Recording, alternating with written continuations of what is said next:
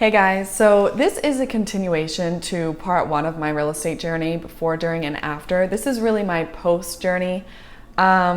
This one is really important to me, and even editing the video, I was like tearing up a little bit. This is a really impactful part of my life, and I hope you guys enjoy it. Just want to remind you guys that in the description always is my email if you guys want to get in touch with me, if you have any questions about brokerages you want to join, if you are a new agent or want to become an agent. There's also a real estate course down in the description and a link to my free discovery call if you are interested in coaching or just getting in touch and communicating about any of these topics that I speak about on my channel more so. I'm just going to pick the video up right where it left off with the part one. If you haven't watched part one, I highly suggest it. It tells a little bit more about my prior story, and I think it might help you guys as real estate agents or just professionals in general, or people just living life. I hope you enjoy it.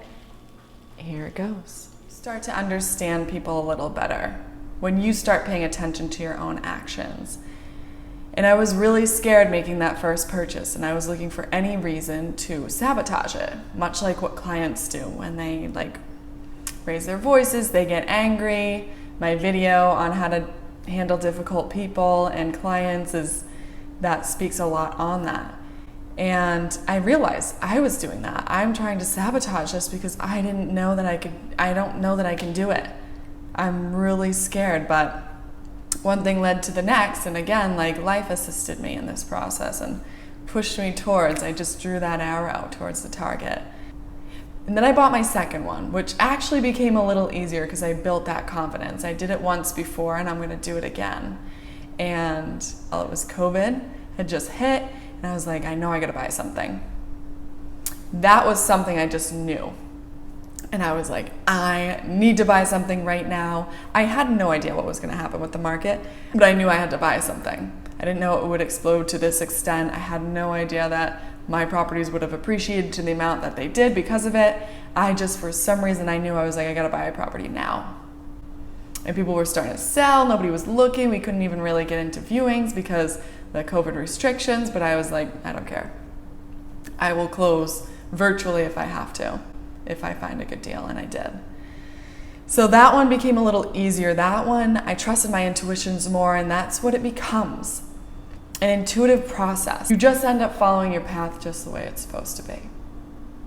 So going back to that point where it was just really perfect. I just bought my second property. They were flowing. Everything was looking really great, and it was almost too perfect. And I started getting this feeling that it was time to move on.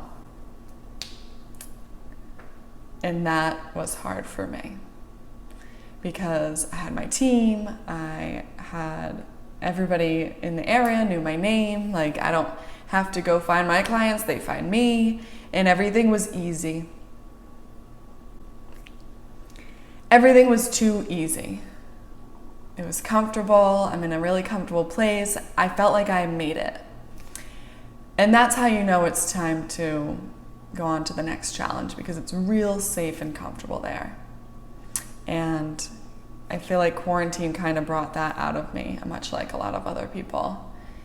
And it was a hard decision. But one thing led to the next, and I actually had my highest producing year that year, the year of COVID, 2020. And it's funny because I landed my biggest deal ever right as I was getting ready to quit. And I was going to just take this last deal. That's what I kept saying. One more deal. I'm just going to take this last deal. I'm just going to do this last deal. And I just kept saying that and pushing it off. And I think this was the real test to my growth, because I was growing out of a space of sacrifice and making so much money and investing and getting ready to ramp up this life that I really wanted, right? I was drawing so many arrows to the targets, and they were all being pulled back. And life was testing me because I said to myself, I said, you know what? I'm at the point where I can choose my happiness and my deeper purpose over money. I'm finally in that position. And I think I jinxed myself because I didn't jinx myself, but it was just hard because, of course, life tests you with the most difficult challenge. I got the biggest deal I had ever landed in my life, in my career. And I was like, I'm just going to do this last deal. I have to. And there was so much resistance around it. It was so difficult, too difficult to do, that I finally was like, you know what? If I've ever seen a sign, this is it. And so I took that as a sign, and I headed the other way. I packed up my stuff in the office, said my goodbyes, packed up my stuff in my apartment, and I went traveling. I got a little lost in my business, for sure. Real estate will do that to you. New York City will do that to you. And that's why I say New York City is a tough place, because you definitely can lose your soul if you're not careful, and I totally did. I got totally absorbed and sucked into work, money, all of that stuff, and I forgot who I was. And I knew that in order to take the next step in my life, I had to go find that person again. And that's what happens when you spend too much time working. You do sacrifice a lot. I sacrificed 5 years of my freedom, of my soul, of friendships, all of these things that I had to bring back into my life. And that's what I set out to do. So I traveled for 5 months. Worked really hard for 5 years, traveled for 5 months. I didn't plan it. Just worked out that way. But again, life pushed me in that direction. My girlfriend calls me up. She's like, hey, I'm moving out of LA in a few months. If you're going to come visit me, you should come visit me now. And I was like, okay. And I headed over to LA, and I spent the next 2 months there, and I just trying to be social again, trying to get back out there, trying to regain connection with humans and people, everything that I kind of disassociated myself with, just to focus all on my business. I got back out in nature. I was hiking, little by little by little. I was very closed off when I got to LA, and everybody's like, you good? I was like, just stay away from me, okay? Stay this far away. And so I spent 2 months in LA, and then my aunt calls me. She's like, you're in California. You're so close to Hawaii. Come to Hawaii. I said, okay. Sure. So I headed over to Hawaii for a month and a half. I spent some time there, hiking, and this time I didn't have my friend to lean on. So now I'm alone, and now I'm forced to go socialize by myself, go hiking by myself, do some deeper reflection, do some deeper inner work, some deeper self-exploration, which was amazing. What better place to do it than Hawaii? But all the while, for some reason in the back of my head, I knew something about Florida. The whole time I was like, I want to go to Florida, I want to go to Florida. That's where I ultimately wanted to go before I even started traveling. But these things were just coming up, and I was like, all right, I'll go to Florida after all of that. So I'm planning my trip to Florida, Tampa Bay area, and that was my next step. And I headed over to Florida, and that's when reality kind of smacked me back in the face, and I was like, oh, shoot.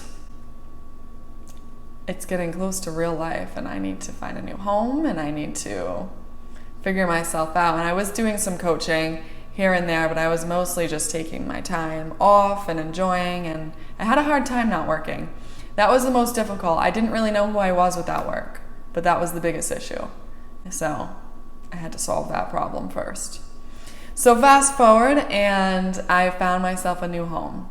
I'm currently in Florida, as you've seen in my other videos, and that's where I ended up moving. I was subconsciously seeking my new home. I knew I wanted to be somewhere warm, and it took me a while to make these decisions. They were not easy decisions. I went back to Rhode Island after I went to Florida. I took care of my properties for the summer. I did the Airbnb, and I was like, how do I unfold all of this? How do I become the coach that I want to be in the way that I want to be it, right? Because like I'm a different type of real estate salesperson. Like I'm not your aggressive type of salesperson. I'm rather spiritual and holistic, and I just do my business very differently, and I move with my heart and my soul and my intuition, mostly good intentions and whatever else, everything that you guys have seen in my videos. And I'm like, how do I make this what I want it to be? And I wouldn't settle for anything less. And I tried to teeter back and forth because I just wanted to do something, but then I had to come back every time because I'm like, no, that doesn't align with me. No, that doesn't work. No, that doesn't work. And I had to say no a lot. And I was like, what do I want? And I took a lot of time that summer of 2021, and I just thought about it a lot. Spent a lot of time writing, focusing, and you feel like you're not doing much because you're just like sitting there. But I gotta tell you, just because you're not physically working doesn't mean you're not mentally working. And my friend reminded me of that. Like, I'm always working because I'm always sitting there trying to work on myself and make myself better. And I have to turn that part off too, even on the weekends sometimes, just to enjoy peace of mind. Because just because you're not physically working doesn't mean you're not working. Because when your mind's working that hard, it's just as exhausting. And that's what I was doing a lot of, just sitting, thinking, creating. And that is work. And so that's when it all started to come together. Florida and moving over here, driving here. I drove to Florida and not even having an apartment. I had to come look at them. I had no idea. I just was winging that part. But I knew I wanted to go to Florida. It was hard to get myself out of my hometown again because my family is there, my properties are there. And I'm like, could I make this work? But it wasn't where I wanted to be, and I knew that. So I had to set those boundaries with myself, get to know myself, and say, okay, this is what I want, this is what I don't want. Follow that. Stop getting pulled back from what other people want from you, and do what you want, Lauren. This is your time. And it is my time. It totally is. And that's when I stepped 2 feet into my coaching. 1 foot was dragging behind for a while. And it wasn't going anywhere. I had some clients here and there, and it was good, and I was learning, but it wasn't what I was supposed to be until I took both feet and planted them there and started walking slowly. Then maybe we could start jogging. And then we started running, and now we're sprinting, we're moving. And now I'm in a place where the coaching for me makes more than real estate even made for me when it comes to producing. And I just never knew that was possible. The things that you just didn't know, I'm like, you know what, I'm gonna have to take a hit, I'm gonna have to do this, you don't have to do those things when you're moving in the right direction for yourself. And I did decide to put my happiness and my well-being and my needs in front of money, but as I always teach you guys, like, money just follows. And you don't have to ask for money. You do the right thing and you step into your purpose, and the money just follows you there. That's not the first in mind. Your mental health, your mindset, your intentions, your love, your kindness, your peace, that comes first. And everything just flows with it. So that's how it all came into fruition. That's where it all came from. It all came from this $100 I spent on a real estate course, and prior to that, like, a little inkling that I should go big into New York City. So if I have one recommendation for anybody, it's truly follow your heart. You will figure it out. You'd rather be broke than broken. I made that decision, and I never had to be broke because I know how to make money. I know how to do these things, but what do I want? What do I want to do? And there's going to come a point where I'll have to transition and I'll pivot again. But right now, people are like, what does your future look like? I'm like, baby, I'm living it. I was like, I don't know right now. Of course I have goals, but right now is what I aspire to be. And this is the first time in a very long time that I felt like I'm home. And not just home like in Florida, like I'm home, I'm in my body again. I'm with myself again. And it's just so interesting because there will come a point where I leave that space and I need to find myself again. It happens. You go in and out. But the last time I had a feeling like that was when I started real estate. And as you grow, you're supposed to grow out of things, to go on and learn a new lesson. And there's nothing and no shame in that. It's not anything that your parents taught you growing up. You can't give up, you can't quit. No, you're not running from something, you're running towards something. And that's exactly what I've always done. So, I hope you guys enjoyed my story and my journey, and you found some light in it, and maybe you resonate with it in your journey, in your current place, any of these stages of my life. So good luck.